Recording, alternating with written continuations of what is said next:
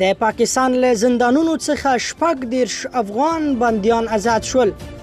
د طالبانو د بهرنیو چارو وزارت مرستیال ویان ضیا احمد تکل پر ټویټر باندې لیکلي په اسلام آباد کې د افغانستان سفارت او کراچۍ کې د هیواد جنرال کونسلګرۍ د هلو ځلو په ترڅ کې د پاکستان هیواد د سن ایالت له زندانونو څخه 18 تنه افغان بندیان راخلاص او په دولتي مصارفو خپل هیواد ته روان شول.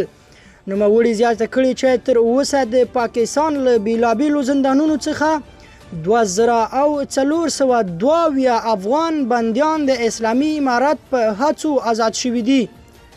دا په داسې حال کې ده چې اوس هم په پاکستان کې افغان کډوال بندي او ځورول کیږي.